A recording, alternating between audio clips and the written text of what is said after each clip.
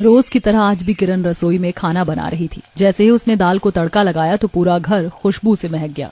तभी सीता अपनी माँ से कहती है, माँ देखा आपने, भाभी कितना अच्छा खाना बनाती, पूरे घर में खुशबू आती है। हाँ हाँ बेटा, वैसे आज तुझे देखने जो मेहमान आ रहे हैं उन्हें खाना पसंद आ जाए और तू भी पसंद आ जाए, बस मैं तेरी जल्दी से शादी कर दूंगी। थोड़ी देर बाद लड़के वाले आ जाते हैं। सीता उनके सामने चाय लेकर आती है। वह सीता को देखकर उसे पसंद कर लेते हैं और उन्हें किरण के हाथों का खाना तो बहुत पसंद आता है, लेकिन फिर वो इतना दहेज मांग लेते हैं कि करुणा उन्हें मना कर देती है। फिर वो लोग चले जाते हैं। करुणा आज भी उदास होकर अपने कमरे में बैठी हुई थी। तभी विवेक फैक्ट्री से आता है और कहता है, क्या हुआ माँ, तुम उदास क्यों हो? भैया आपको पता है आज माँ सुबह से ही बहुत ज्यादा उदास है। हाँ लेकिन क्यों? आज सीता को कुछ लोग देखने के लिए आए थे, लेकिन दहेज की वजह से उन्होंने रिश्ते के लिए मना कर दिया, बस इसीलिए माँ जी उदास हैं। आपको कितनी बार कहा है कि चिंता करने की कोई जरूरत नहीं है। हमारी सीता के लिए बहुत अच्छा रिश्ता आएगा और मैं अपनी सीता की शादी बहुत अच्छी तरह से करूंगा। हाँ बेटा, अगर तेरे पापा होते तो अकेले तुझ पर इतना बोझ नहीं होता। अकेला तू क्या क्या करेगा बेटा, तुझे घर का खर्च भी तो चलाना होता है। ऐसे ही समय बीत रहा था। एक दिन सीता के लिए एक बहुत अच्छा रिश्ता आया। लड़का गवर्नमेंट जॉब में था। उन लोगों ने सीता को पसंद कर लिया। उसके बाद लड़के की माँ कहती है, अच्छा बहन जी, आपकी बेटी सुंदर है और हमें बहुत पसंद भी है, लेकिन आप तो जानती हैं कि आजकल बेटी की शादी करने में बहुत पैसा लगता है। हमने भी अपने बेटे को इंजीनियरिंग पढ़ाई तो कम से कम एक बाइक तो देंगे ना आप, और 3-4 लाख कैश तो आजकल कोई बड़ी बात नहीं है। बाकी आपको जो दहेज लगे वो दे देना, और रही बात कार की तो वो खुद ही खरीद लेगा। बहन जी, हम तो बहुत गरीब लोग हैं, हमारे पास सिर्फ बेटी है, इसके सिवा कुछ नहीं। यदि आप मेरी बेटी को देखकर रिश्ता करना चाहती हैं तो कर लीजिए। देखिए बहन जी, ऐसा तो नहीं होता, लेकिन आपकी गरीबी देखकर मैं इतना कर सकती हूँ कि आप मुझे बाइक मत देना, लेकिन बाकी चीजें तो आपको देना ही पड़ेगा, वरना अच्छा लड़का कैसे मिलेगा।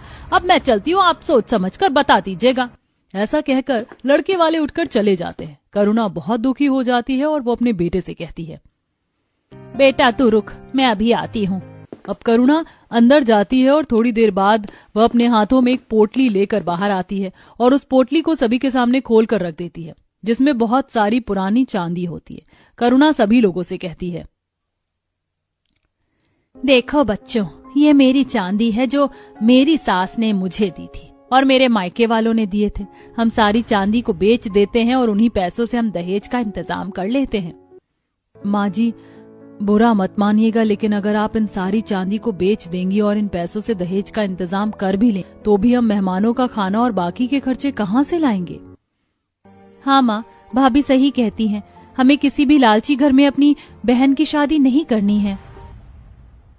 और माँ, आप ही तो कहती हो ना कि रिश्ते संजोग से बनते हैं, तो मेरे भाग्य में जो रिश्ता होगा वो मुझे मिल जाएगा। आप इतनी चिंता क्यों करती हैं?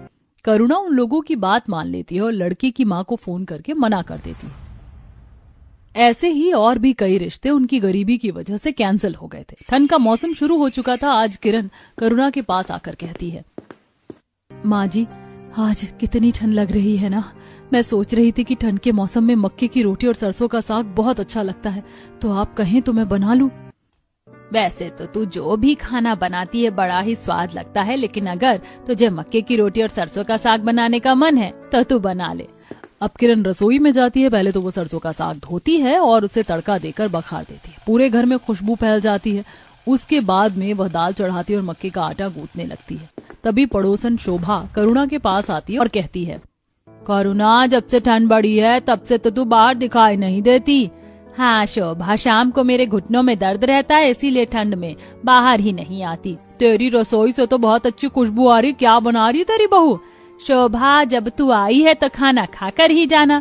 थोड़ी देर बाद किरण सभी के लिए खाना लगा देती है। सभी लोग खाना खाने लगते हैं। शोभा खाना खाकर कहती है, करुणा, तेरी बहू तो साक्षात अन्नपूर्णा है, इतना स्वादिष्ट खाना बनाती है, तेरे घर का खाना खाने के बाद कई दिन तक याद रहता है। ऐसा स्वादिष्ट खाना बनाने वाली बहू मिलना भी बड़ी किस्मत की बात है।